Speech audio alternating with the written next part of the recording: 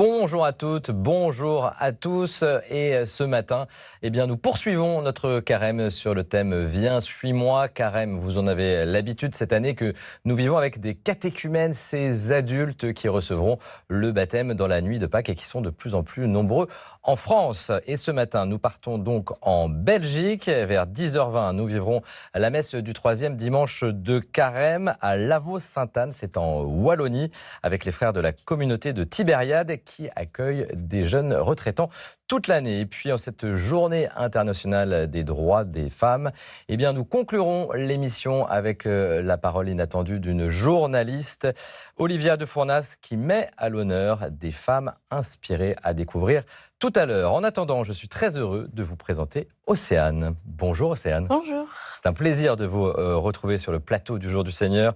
Vous faites partie des 20 000 catéchumènes, peut-être, qui devraient recevoir le baptême en France dans la nuit de Pâques. Un chiffre en constante augmentation, même si on n'a pas le chiffre exact cette année. Depuis plusieurs années, vraiment, il y a de plus en plus de catéchumènes, notamment des jeunes comme vous. Vous avez 22 ans, étudiante en droit.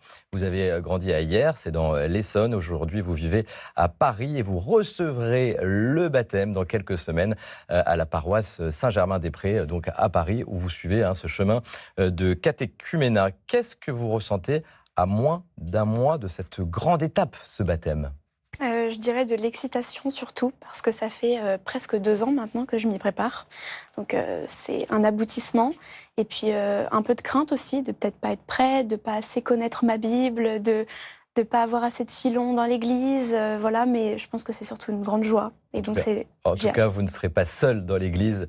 Il y aura de nombreux catéchumènes avec vous. On va voir cette photo. Vous voilà, les catéchumènes de Saint-Germain-des-Prés. Cette année, vous êtes sur la photo. C'est impressionnant, tous ces visages de jeunes. Est-ce que vous diriez que ce sont des amis les uns et les autres maintenant ? Oui, alors là, sur cette photo, on a les accompagnateurs, les catéchumènes, on a aussi le père Génito, on a les personnes en charge du catéchuménat, donc c'est un très gros groupe. Le père Génito qui vous a accompagné. Oui, c'est ça, c'est le curé qui va nous baptiser. Et toutes ces personnes-là, on se connaît maintenant à force, et puis on a fait des retraites ensemble. Ils ont compté dans votre chemin de foi. Oui, vraiment, c'est des gens qui ont des parcours très différents du mien et qui m'ont aidé aussi à faire grandir ma foi. Donc je les remercie infiniment. Et parmi les personnes qui frappent à la porte de l'église aujourd'hui pour demander le baptême, Océane, en majorité des jeunes comme vous, on va essayer de comprendre quel rôle jouent les amis et les réseaux sociaux dans ce chemin de foi et ces chemins de foi avec des profils très différents. Vous l'avez dit, on regarde ce décryptage de Sibylle Delettre et on en parle juste après.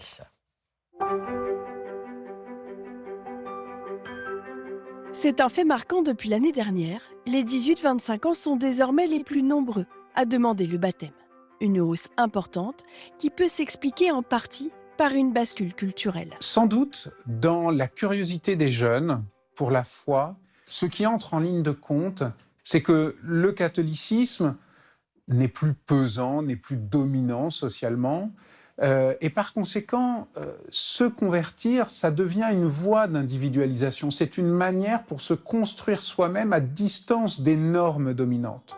Dans ce contexte, les canaux de transmission ont aussi évolué. Exit les grands-parents, aujourd'hui ce sont les amis qui jouent un rôle fondamental dans le parcours de foi de près d'un jeune sur 2. Ce que va dire sur sa foi un parent ou des grands-parents, souvent, ça ne correspond plus vraiment aux besoins des plus jeunes. Et donc, la parole la plus adéquate à leurs besoins, ça va être la parole d'un de leurs proches, d'un ami, d'une amie. Et cette parole, elle est immédiatement impactante parce que c'est quelqu'un comme eux. Une fois ces jeunes touchés, reste à savoir comment ils arrivent jusqu'aux portes de l'église. Si les prêtres et les paroisses sont des points d'ancrage, depuis quelques années, les réseaux sociaux ont une influence grandissante. T'as envie de lire la Bible et tu sais pas du tout par où commencer, c'est normal, t'inquiète. Sur les réseaux sociaux, on voit aussi qu'une manière de parler de la foi, de la rendre désirable, qui est relativement en correspondance avec les besoins de ces jeunes, souvent confrontés à la pratique musulmane, qui peut pour eux être une source d'inspiration. Par conséquent, on trouve beaucoup de vidéos qui disent comment faire un carême, comment prier, qui répondent à toutes ces questions de comment faire. Quand tu entends une phrase qui se termine par « pour les siècles des siècles », tu réponds « Amen ». Une manière de trouver des réponses simples et directes sans avoir à se confronter à une communauté. Mais souvent, entre ce que l'on trouve sur les réseaux sociaux et entre ce qu'est l'offre paroissiale, il y a un fort décalage. Un décalage qui s'explique en partie par les algorithmes, qui parfois mettent en avant des contenus plus radicaux. Dans ce contexte, face au nombre croissant de jeunes catéchumènes, les paroisses doivent s'adapter, tant dans le discours que dans le parcours proposé, pour pouvoir répondre pleinement aux attentes de ce nouveau public. Et merci à Sybille Delettre pour ce décryptage et au sociologue Yann Raison-Duclosiou. Vous en avez l'habitude, on le retrouve chaque dimanche de Carême pour comprendre ce phénomène nouveau en France, de plus en plus de catéchumènes, notamment des jeunes, on l'a compris comme vous, Océane. Vous avez grandi dans une famille qui n'était pas particulièrement catholique, pas de référence à la foi. Est-ce que vous vous retrouvez dans ce profil décrit par le sociologue, c'est-à-dire que c'est aussi vos amis, les réseaux sociaux qui vous ont aidé, permis de franchir une porte d'église? Oui, tout à fait. Moi, j'ai pas eu d'héritage chrétien ou même religieux dans ma famille, qui était plutôt athée, pas vraiment réfractaire, mais sans vraiment tradition. Et mes amis m'ont beaucoup aidée. Mon copain aussi, que j'ai rencontré à l'église, Valentin, que j'embrasse. Et On le salue, évidemment. Et on a réussi à avancer tous les deux dans la foi, donc en se sentant liés, en ayant des parcours plus ou moins similaires. Ma sœur également a commencé à vouloir entrer en catéchuménale aussi. Elle est dans un parcours un peu plus antérieur au mien. Mais c'est un beau témoignage, il oui. porte déjà ses fruits C'est dans votre entourage. C'est ça, parce que je pense qu'on a vraiment besoin d'ancrage maintenant. Et mes parents l'ont tout de même bien pris, donc c'est joyeux. Ça, c'est une bonne nouvelle, évidemment. Alors, dans votre histoire, il y a aussi une rupture. Oui. C'est peut-être par là que commence finalement votre chemin de foi, une rupture amoureuse. Est-ce que vous pouvez nous raconter ce qui s'est passé? Oui, alors je suis restée 6 ans et demi quasiment avec mon premier amour. Et en fait, cette rupture, elle m'a amenée à l'ouverture de Jésus. J'ai réussi à trouver Dieu en démolissant un peu mon ancien monde qui n'était pas compatible avec celui que je vis actuellement. Donc, vous perdez vos repères à ce moment-là. C'est ça. Vous vous Pour en sentez bâtir seul. un Qu'est-ce qui se passe? Vous avez besoin de quelque chose, de sens, de réconfort? En fait, j'ai cherché à comprendre pourquoi j'avais de la douleur au fond de moi et comment je pouvais la combattre. Et c'est la Bible et c'est Dieu qui m'a aidée à être plus en paix, en fait, maintenant. Et à surtout comprendre qui j'étais, moi, en tant qu'individu, et ne pas vivre sous le prisme de quelqu'un, me libérer de tout ça. C'est des amis qui vous ont dit viens à l'église?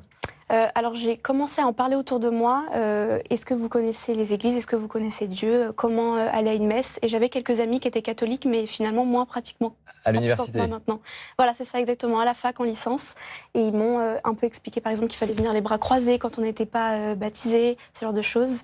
Et puis après, j'ai fait mes recherches toute seule sur Internet, notamment. Donc les réseaux sociaux, si on comptait dans cette formation, parce que la première fois que vous allez à l'église, c'est chez vous, à Hier, hein, oui, c'est ce que vous nous avez raconté en préparant cette émission. Mais là, vous y allez toute seule, donc vous n'avez aucun repère. Alors, j'imagine que c'est un peu étonnant. Au début, c'est un autre monde, un autre langage. On se sent perdu, on ne comprend rien. On va au fond de l'église puisqu'on ne veut pas qu'on nous voit. Mais les gens viennent nous chercher quand même. Des prêtres viennent nous parler, des personnes veulent nous montrer leurs livres. Ils nous disent d'aller regarder telle référence. Et donc, c'est vrai que sur Internet, le frère Paul Adrien que vous avez montré aide beaucoup en fait, à vulgariser un peu la foi et à nous expliquer qu'est-ce que c'est que ce jargon et comment l'appréhender. Aujourd'hui, vous utilisez encore les réseaux sociaux pour avancer dans la foi? Un peu moins qu'avant. C'est vrai que pour se former, c'est bien. Et après, quand on veut rentrer un peu plus dans le détail, je préfère les bouquins ou parler directement avec des prêtres ou des religieux. Mais ça m'aide toujours si j'ai une question instantanée et que je veux la voir tout de suite. Je rappelle que vous êtes étudiante à Paris, à Sas. Vous suivez de belles études. C'est un lieu aussi qui a été très important pour vous. Donc c'est évidemment une université publique. Mais là, à l'aumônerie, il s'est passé quelque chose avec vos camarades. Eh ben, en fait, pendant 3 ans, j'étais déjà à Sas en licence. J'arrive en master à Paris cette fois-ci parce que j'étais à Melun en licence sur un campus différent. Et je tombe sur l'aumônerie d'Assas que j'avais jamais connue. Et c'est là où je rencontre plein de jeunes catholiques qui sont dans les mêmes études que moi. Donc on arrive à trouver quelque chose en commun et qui m'explique qu'il y a des retraites qui s'organisent avec l'aumônier, donc le père Génito, qui aime me baptiser. Et j'ai pu partir là-bas d'un coup... au bout d'une semaine, sans vraiment connaître la foi. Et c'est là où j'ai découvert vraiment la paix que procurait cette religion. Et le fait que ce soit des jeunes de votre âge qui, avec des points communs, étudiants également, ça a compté, ça? Oui, ça aide beaucoup parce que je ne me sens pas indifférente, je ne me sens pas bizarre à côté d'eux. Et donc, on partage plein de choses en commun, en fait. Au-delà de la foi, déjà, on a le partage des connaissances du droit. Et puis, on peut approfondir avec la spiritualité. J'aimerais vous faire réagir à une parole biblique, un psaume, le psaume 17. Je t'aime, Seigneur, ma force, Seigneur, mon roc, ma forteresse, Dieu, mon libérateur, le rocher qui m'abrite, mon bouclier, mon fort, mon arme de victoire. C'est beau, les psaumes, tout le temps. J'imagine que ça vous parle parce que ça parle aussi de réconfort, de force intérieure. Ça vous parle par rapport à ce que vous avez vécu intérieurement? Oui, surtout Dieu est mon rocher, c'est toujours ce que je me suis dit, sur lequel je me suis agrippée pour ne pas me laisser dans la tempête. Et il m'a vraiment aidée à m'accrocher en fait à ce que j'avais autour. Donc ma famille, ça m'a beaucoup rapproché de ma famille, mes amis oui. qui comptent. Et pourtant, dans votre famille, il n'y a pas vraiment de croyants ou de catholiques. En fait, ça m'a fait devenir meilleure, d'avoir plus de rapports, peut-être qui étaient un peu compliqués avec ma mère, par exemple, quand j'étais jeune. Et en fait, là, ça m'a beaucoup adouci, apaisé. Et maintenant, ils voient le changement en moi, malgré tout. Donc, c'est que positif. Et le fait d'avoir franchi la porte de cette église un jour, hier, seul, vous diriez que ça a transformé votre vie? Ah oui, ça a tout changé et je ne sais pas comment j'ai fait pour réussir sans Dieu toutes ces années avant. 20 ans d'ignorance, donc oui, ça m'a ouvert les yeux. Et vous parlez de votre foi à vos amis qui ne sont pas forcément chrétiens aujourd'hui? Oui, on nous parle dans l'Église qu'on a un rôle d'évangélisation. Alors, c'est peut-être pas trop mon fort encore pour l'instant parce qu'il faut aussi que je me baptise toute seule, mais j'essaye autour de moi de leur montrer que ça peut tout changer en fait. Oui. Mais ça va vite au chemin. Je vous propose, Océane, de retrouver maintenant le point de vue du prédicateur. Ce matin, c'est le frère Frédéric Simonis qui prêchera à Lavaux-Sainte-Anne en Belgique et grâce à nos confrères de la RTBF. Il est le responsable de la communauté de Tibériade et qui nous reçoit ce matin pour la messe du 3e dimanche de Carême, synonyme de premier scrutin rite pendant lesquels les catéchumènes vont scruter leur cœur. C'est un moment important. Regardez ce que le frère a à nous dire ce matin. Quelle joie, en ce 3e dimanche du Carême, d'accueillir les catéchumènes pour ce premier scrutin. Ce dimanche, c'est le dimanche de la Samaritaine. Une femme va puiser de l'eau à la source et est rencontrée par Jésus. Elle fait l'expérience que Jésus la connaît dans son histoire personnelle, communautaire. Elle en est bouleversée. Elle venait pour puiser de l'eau, elle reçoit le don de l'éternité, de l'amour de Jésus.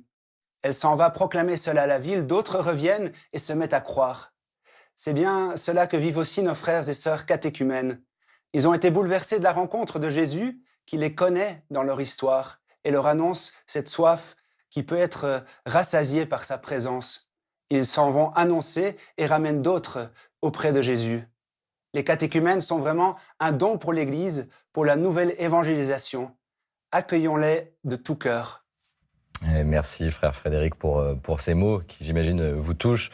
Océane, frère Frédéric, qu'on retrouvera pour la messe tout à l'heure dans la communauté de Tibériade en Belgique puisqu'il prononcera l'homélie et puis il présidera la célébration. Qu'est-ce que vous retenez, qu'est-ce qui vous a interpellé dans ce que dit le frère qui parle de vous quelque part? Ça fait plaisir de se sentir comprise et surtout de se rendre compte que dans l'Église, on nous voit comme des grâces. C'est ce que le Père nous dit souvent. Et donc de voir que notre place est importante aussi pour toute la communauté dans l'Église. Donc on sent qu'on a une place particulière et qu'on est choyé. Vous êtes accueillis. Voilà, les bras ouverts. Le frère Frédéric dit aussi une très belle chose. Est-ce que vous avez le sentiment que Jésus connaissait déjà votre histoire? Il parle de ça. Jésus connaît leur histoire. Comment vous entendez ce qu'il dit, ces mots-là? Est-ce que ça résonne en vous? J'ai l'impression que Jésus est entré au moment où j'étais capable de l'accueillir, parce que toute ma jeunesse, je me suis quand même posé des questions sur Dieu et je croyais à quelque chose de divin. Je priais dans ma chambre sans trop m'en rendre compte. Je m'excusais quand je faisais du mal à mes parents, quand j'étais méchante avec ma sœur, par exemple, mais je ne savais pas encore à qui je m'adressais. Et j'ai pu m'adresser à lui au moment où, dans ma vie, quelque chose s'est libéré, mon ancienne relation notamment, qui a laissé de la place pour lui. Mais comme quoi, c'est possible par la rupture, par la tristesse parfois, qu'on peut aussi arriver à changer de vie intérieurement, à avancer. Oui, on a besoin d'une rupture, je pense. Moi, il a fallu tout déconstruire pour reconstruire. Ah oui, c'est ça. Alors, il y a cette petite vierge qui est là avec nous depuis le début de l'émission. Elle est très belle. Vous pourriez nous dire ce qu'elle symbolise pour vous? Alors, c'est la Vierge Marie que le Père Génito, qui va me baptiser, donc m'a offert pendant un mois de travail à Saint-Germain-des-Prés. J'étais allée à l'accueil pour remplacer une dame qui travaillait là-bas. Et donc, il me l'a offerte parce qu'il sait que j'aime beaucoup la Vierge Marie. J'ai eu un rapport avec elle au début. Avant même de connaître Jésus, j'ai connu la Vierge Marie. Et donc, c'est un beau clin d'œil que je vais garder en souvenir toute ma vie. Et la Vierge aussi autour de votre cou. Oui, Hein. qui a été offerte par ma meilleure amie. Donc voilà, l'entourage est très important aussi pour nous ancrer dans notre foi. Et quand on se réveille le matin, on y pense tous les jours. Donc c'est précieux. C'est quoi cette histoire avec la Vierge Marie avant Jésus? Ça veut dire quoi? Qu'est-ce qui s'est passé? Quand je suis rentrée dans l'église, c'est ce qui m'a le plus marqué de voir les statues de la Vierge Marie. C'est celle que j'ai priée en premier, que je suis allée voir. Je pense que c'est la figure maternelle, féminine, apaisante. Et j'ai beaucoup parlé avec elle avant de réussir à trouver Jésus. Bah, ça va vous intéresser tout à l'heure. On va voir un reportage qui va vous parler. Mais d'abord, j'aimerais qu'on voit une chapelle, une photo d'une chapelle. Regardez, ça va vous parler. La chapelle des Bénédictines de Béthanie à Blaru, c'est dans les Yvelines. Vous y avez vécu 2 retraites, si je ne me trompe pas, pendant votre chemin de catéchuménat. Qu'est-ce qui s'est passé là-bas? Alors, c'est suite à ma rencontre avec l'aumônerie que j'y suis allée pour la première fois, où j'ai fait ma première adoration, par exemple. Et la deuxième fois, on y allait en retraite avec le groupe du catéchuménat pour un peu tous mieux se connaître déjà, et puis pour parler avec les sœurs, les vies consacrées. Et là-bas, j'ai vraiment compris que des femmes pouvaient être exilées du monde et ressentir la paix parce qu'elles étaient remplies de l'amour de Dieu. Et je me suis dit qu'on avait besoin juste de ça. Ouais, et ça vous a fait du bien? Ah oui, c'est un week-end loin de tout, loin des réseaux qui, comme on l'a dit, peuvent nous apporter beaucoup, mais parfois nous retirer aussi certaines choses. Donc c'est... Qu'est-ce qui peut retirer les réseaux sociaux? Peut-être le contact avec les gens. C'est vrai qu'au début, on est un peu réfractaire à discuter. Et puis moi, tout ce que j'ai appris, c'est surtout autour de moi, les pères, les sœurs, les amis. Donc le contact humain, c'est aussi important. C'est un moment de contact privilégié avec des croyants, c'est ça? Oui, voilà, c'est ça. Et puis il y a d'autres groupes aussi. Il y a les scouts, il y a d'autres groupes de catéchuménat. Enfin, ça permet vraiment d'accroître. Ça ne passe pas que par les réseaux sociaux. Oui, non, mais c'est important de garder le lien humain. Est-ce que vous diriez aujourd'hui que vous êtes à une étape de votre chemin de foi? Comment vous diriez où vous en êtes exactement, juste avant votre baptême? Je dirais que c'est la fin d'un cycle, celui de connaître Dieu, d'apprendre à l'aimer autant qu'il nous aime. Et puis maintenant, j'essaye de m'intégrer dans la paroisse pour devenir néophyte et donc devenir une catholique pratiquante comme tout le monde, sans vraiment parler de mon début de foi, mais en étant pleinement catholique. Vous vous posez des questions quand même oui. Avant le baptême, là? Qu'est-ce qui vient comme ça Je pense qu'il y a toujours le démon qui est là pour nous dire est-ce que tu es vraiment prête, est-ce que tu crois vraiment en lui, mais on en parle avec nos accompagnateurs, ils sont là, c'est très important et ils nous accompagnent très bien, donc tout va bien. Donc les questions, il y en a encore, vous en posez parfois? Oui, mais bien sûr, mais je pense que tout chrétien en a encore, c'est ce que j'ai appris, des retraités de 70 ans qui me disent mais moi aussi je me pose toujours des questions sur Dieu et c'est le plus important. En quoi vous êtes différente aujourd'hui, très fondamentalement? Parce que je pense que je suis quelqu'un de meilleur, avec le cœur plus bon.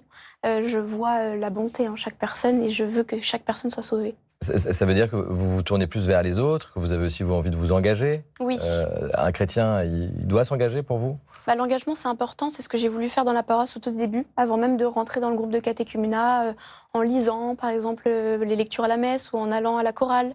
Et c'est ce que j'ai voulu faire en quittant Assas et en allant à l'Institut catholique de Paris, parce que je voulais œuvrer vraiment... oui, j'ai dit que vous étiez à Assas. Vous avez été à Assas, maintenant vous êtes à l'Institut catholique de Paris. Oui, tout à fait. Ou même dans mon foyer, parce que j'habite dans un foyer catholique. Donc toute ma vie tourne autour de ça et je vois que j'ai pu avoir ma vocation pour mon futur métier, également rencontrer du monde, avoir un appartement à Paris. Dieu m'a ouvert énormément de portes. Océane, nous partons maintenant sur le chemin de la messe, qui, vous l'avez compris, nous mène en Belgique ce matin, à Lavaux-Sainte-Anne, dans le diocèse de Namur. Mais avant d'aller dans cette communauté de Tibériade, je vous propose de faire étape à Notre-Dame de Valcourt, haut lieu spirituel de la région, que nous allons découvrir avec une fidèle, Renée, qui a une mission étonnante et émouvante. Océane, vous êtes proche de la Vierge, ça va vous parler. Regardez ce témoignage. Je m'appelle Renée Valta, je suis gardienne de Notre-Dame de Valcourt. Ma mission, c'est d'être l'habilleuse de Notre-Dame. Je change les tabliers régulièrement en fonction de la liturgie et à des moments bien spécifiques de l'année. Elle a comme tenue 30 tabliers et 10 ensembles de processions. Mais celle que je préfère, c'est la robe avec les colombes. Parce que ça représente la paix. On a tellement besoin de paix pour le moment. J'ai une chance unique de pouvoir le faire. Mais quand on approche de la statue miraculeuse, on a comme quelque chose qui... D'ailleurs, on tremblerait bien. Hein. Je tremblerais bien de l'approcher. Elle nous apporte quelque chose.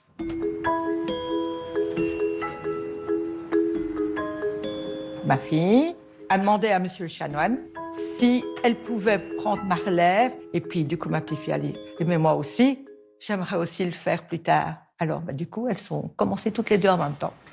Je ne vous cache pas, j'ai pleuré. J'ai pleuré, mais de joie. Parce que je me suis dit, voilà, après moi, ce sera la relève. C'est une fierté aussi. Le voile est bien mis? Oui, ça va, il est bien mis. Bouge un peu au niveau du petit Jésus, qu'il soit bien dégagé. En 1026, il y a eu la construction de la collégiale, suivie en 1228 d'un incendie. L'histoire dit qu'avec 2 anges, Notre-Dame a été transportée au lieu dit le Jardinet, dans un arbre. Le comte de Rochefort a fait le vœu que si la statue descendait de l'arbre, il reconstruirait la collégiale. Et la statue miraculeuse est tombée dans ses bras. Suite au miracle du Jardinet, sont venus des gens de partout en pèlerinage qui viennent prier et demander à Notre-Dame des grâces. Aujourd'hui encore? Aujourd'hui encore. Oh là là, quel témoignage émouvant, l'habilleuse de Notre-Dame de Valcourt. Comment vous réagissez à ce qu'on vient de voir? Je trouve ça magnifique et je vois que l'héritage familial n'est peut-être pas perdu finalement. Ouais, c'est ça, exactement. De mère en fils, c'est très beau. Ouais. Et c'est très touchant de faire ce genre de métier. Moi, c'est là où je me retrouve, d'œuvrer pour le Christ dans la vie de tous les jours. C'est ce qu'on appelle la piété populaire. Hein. Ça vous touche, vous, en tant que jeune, 22 ans, étudiante, ça a du sens pour vous? Oui, mais je trouve que c'est aussi important de se raccrocher à que font nos anciens. Et là, je trouve ça merveilleux. En entrant dans l'Église, est-ce que vous avez le sentiment d'entrer dans une grande tradition? L'Église, c'est évidemment une longue histoire, c'est aussi une tradition, des traditions, j'ai envie de dire. Comment vous ressentez ça? C'est aussi ça qui m'a attrapée en quelque sorte, c'est que la messe est une répétition malgré tout, mais chaque dimanche, j'apprends de nouvelles choses, et chaque dimanche, je discute avec de nouvelles personnes, mais je ne perds pas l'essence de la messe, je continue à lire les mêmes textes, à répondre les mêmes choses et à prier. Donc c'est un héritage tout au long de notre vie finalement. Et cet héritage, c'est pas gênant de le porter. En tout cas, vous vous inscrivez dedans, vous le portez, vous le transformez, vous en faites quelque chose de personnel. Là, c'est avec fierté que je le porte pour notre nation, déjà pour la France, c'est beau. Et puis, j'ai pas envie que ça se perde. J'ai envie d'œuvrer pour mes enfants plus tard aussi, pouvoir leur transmettre, moi, à mon tour, ce que j'ai pas forcément reçu quand j'étais jeune. Vos amis qui vous connaissaient avant votre conversion, qui ne sont pas forcément proches de l'Église, j'imagine qu'elles respectent votre choix, mais quel regard ils portent sur ce chemin-là? Tout va très vite quand même, en peu de temps. Alors, il y a un tri qui a été fait quand même depuis que j'ai cette nouvelle vie. Donc, j'ai aussi un nouvel entourage. Il y a bien évidemment des gens qui sont restés d'avant, mais qui commencent à se poser des questions, notamment ma famille. Et personne, en tout cas, n'a été mauvais avec moi parce que j'ai décidé de me tourner vers Dieu. Ça a toujours été positif. Vous parlez d'une nouvelle vie, c'est fort quand même. Oui. Oui, c'est un renouveau complet dans tout, dans ma scolarité, dans mon secteur, dans ma famille, dans mon cœur. On vous souhaite le meilleur. L'émission Océane se poursuit. Je vous rappelle que nous sommes sur le chemin de la messe qui nous mène en Belgique ce matin. Vous l'avez compris, au cœur de la Wallonie. Un beau petit coin de Belgique que nous allons découvrir ou redécouvrir avec Constance de Bonaventure. Bonjour Constance. Bonjour David. Bonjour Océane. Bonjour. C'est une grande joie de vous recevoir, comme chaque dimanche matin. On part donc dans cette province de Namur, près de Rochefort. C'est le cœur de la Wallonie. Vous avez visité un très beau château qui est situé juste à côté de la communauté de Tibériade, où on va célébrer la messe tout à l'heure. C'est vraiment à 2 pas. On est dans cette région qu'on appelle la Famenne. C'est vraiment au cœur de la Wallonie. C'est une très belle campagne. Et ce que je voulais vous présenter, c'est le château de Lavaux-Sainte-Anne. C'est un des plus connus de la région. C'est un château fort avec, vous voyez, ses douves. Très étonnant, oui. Il est très beau. Son pont-levis. Ça, c'est vous. Voilà, ça, c'est moi. Sur le pont-levis. Exactement. Et puis, il servait en fait de rempart contre l'ennemi dans cette région. Je vous rappelle qu'on est vraiment dans une région frontalière frontalière, hein, donc c'était vraiment, il avait un objectif défensif. Il a été remanié à plusieurs époques, notamment au XVIIe, dans un style Renaissance. Et puis, vous voyez, il est entouré d'un très beau jardin à la française, d'un parc, il y a également des étangs. Et on peut visiter aussi son intérieur avec des pièces décorées. Donc, il y a plusieurs thèmes qui sont évoqués, notamment la vie quotidienne des seigneurs au XVIIe et XVIIIe, et puis également la vie rurale dans cette région. Là, hein. Voilà, exactement. Donc, c'est vraiment un très beau lieu à découvrir. Le château est ouvert quasiment toute l'année, puis il y a des activités qui sont proposées assez régulièrement. Océane, juste avant que l'émission débute, vous m'aviez dit que vous avez des liens avec la Belgique. Hein. Oui, tout à fait. Ma famille vient de Gand, du côté de mon père. Et pourtant, j'ai jamais entendu parler de ce lieu qui est peut-être un petit peu éloigné. Mais c'est aussi beau de voir que ça traverse les frontières et que c'est pas qu'en France, mais en Belgique aussi, qu'on a des très beaux endroits comme ceci. Et des liens évidemment avec la foi, puisque tout à l'heure aussi, il y aura un catéchumène de la communauté de Tibériade. On vivra le premier scrutin avec ce catéchumène. On poursuit ce voyage en Wallonie avec vous. Constance, vous nous faites maintenant découvrir un haut lieu du patrimoine religieux local. Oui, alors là, on est un tout petit peu plus loin du lieu de Tibériade, du lieu de la messe, mais c'est vraiment un lieu incontournable là, de la culture locale. C'est le sanctuaire de Beaurain. C'est un lieu de pèlerinage qui est vraiment reconnu dans toute la Belgique. Ici même, la Vierge serait apparue à 5 enfants incroyable, en 1932 et 1933. Ça s'est passé sous ce pont, là où ils ont mis la statue de la Vierge. Ouais, on se croirait, c'est un petit Lourdes là. C'est ça, c'est exactement un petit Lourdes. Et donc, une basilique, une chapelle et des bâtiments ont ensuite été construits pour pouvoir accueillir les milliers de visiteurs qui viennent chaque année. Lourdes, vous êtes déjà allé d'ailleurs ou pas? Alors, j'y suis jamais allée, mais je vais accompagner mon copain qui va se faire baptiser là-bas, au pèlerinage militaire international, en mai, donc bientôt. Sacrée aventure, ça. Oui, j'ai hâte. On poursuit Constance avec une potale version 21e siècle. Alors, la potale, rappelez-nous ce que c'est. Vous nous en aviez parlé, hein, tout à fait. Déjà. On en avait parlé lors d'une précédente émission en Belgique. Alors, les potales, c'est très courant en Belgique. Hein. Ce sont des statues ou des croix qui servent encore de lieu de recueillement pour les habitants et qui les protégeaient. Il y en a un petit peu partout dans la campagne belge. Et alors là, il y en a une sur la butte de Gemont. C'est tout près de Tibériade. On a cette potale version immense, 15 mètres de haut, version 21e siècle. Elle a été dressée ici par les frères de Tibériade et elle est juste au-dessus d'une grande autoroute, ce qui permet donc pour cette potale d'être visible en fait par les automobilistes. La croix, qu'est-ce que vous aimez dans le signe de croix, dans la croix? C'est voir la passion de Jésus qui a donné sa vie pour nous. C'est comme nos calvaires français, c'est magnifique et c'est aussi une belle tradition. On le voit par exemple, moi comme maintenant je suis à l'Institut catholique, on en a partout des crucifix et c'est une sorte de sérénité. Quand on rentre dans la pièce, on sait qu'on est protégé. C'est vrai que c'est à la mode chez les jeunes, même qui ne sont pas croyants. Une croix en boucle d'oreille, par exemple. Oui, c'est vrai, mais ce serait bien de retrouver le sens de cette croix. Un passage, Constance, du côté de la communauté de Tibériade où nous allons célébrer la messe. Oui, tout à fait. C'est un lieu très, très bucolique, très serein. On est en pleine campagne. C'est le lieu de vie des frères de Tibériade. D'ailleurs, ils ont construit une grande partie eux-mêmes. Hein. Ah là là, oui, c'est beau. Voilà, et c'est assez à part comme endroit, hein, vous verrez. Et là, vous allez voir, c'est l'église dans laquelle on va se retrouver d'ici quelques secondes pour la messe. Vous allez continuer à vous recueillir, vous, dans votre chemin de foi, j'imagine. C'est des moments importants. Oui, et puis c'est beau aussi de découvrir les églises à Paris. On a de la chance, on en a tellement. On a de quoi faire. On a de quoi faire, des belles balades. On termine, Constance, avant de rejoindre les fidèles qui nous attendent du côté de cette communauté de Tibériade, par votre coup de cœur culturel de la semaine, et c'est un livre. Voilà, c'est ce nouveau livre plein de poésie du frère François Cassingena-Trévedi. C'est notre lauréat de la liberté intérieure cette année. Vous avez voté pour lui. Voilà, et normalement c'est secret. Hein. Ce sont 12 textes, un pour chaque mois de l'année, des textes qui sont profonds, lumineux et qui nous servent en fait de repères pour notre vie quotidienne et qui remettent justement la spiritualité au cœur de ce quotidien. Et c'est vraiment des réflexions qui sont simples et à la portée de tous. 12 constellations pour une année d'éveil. C'est publié chez Albin Michel. Très beau texte. Merci Constance pour ce bon conseil de lecture.